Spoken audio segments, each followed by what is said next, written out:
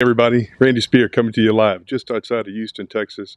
And today I wanted to talk to you and tell you that Thomas Jefferson got it wrong in the Declaration of Independence. Well, obviously he wasn't completely wrong, but he did get part of it wrong. And we can't blame him since that came from one of his core beliefs. And your core beliefs, they guide everything in your lives, your thoughts, your actions.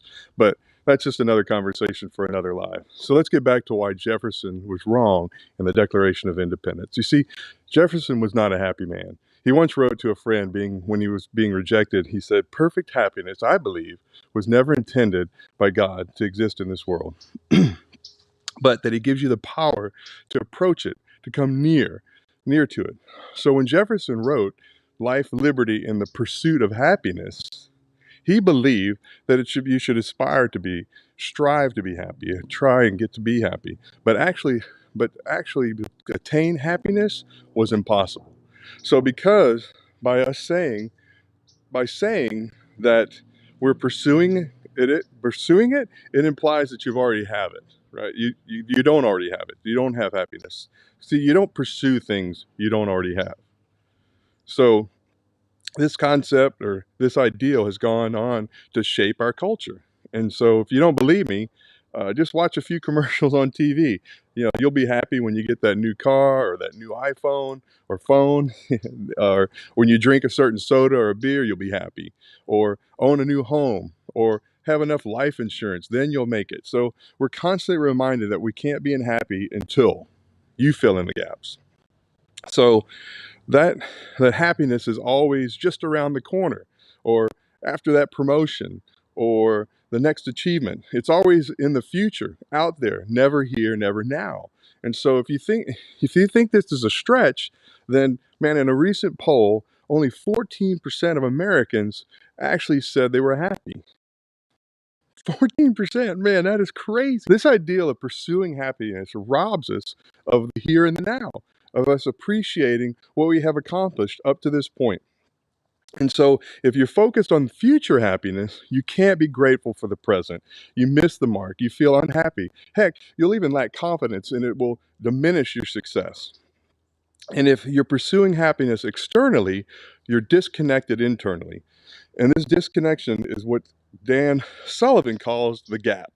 And in his book, The Gap and the Gain, Dan states, your future growth and progress are now based on your understanding about the difference between two ways in which you can measure yourself: against an ideal, which puts you in what he calls the gap, and against your starting point, which puts you in the gain, appreciating all you've accomplished. For example, have you ever reached a goal or attained a goal, and have you always wanted to get something and you got it, or you had massive success? Well, great.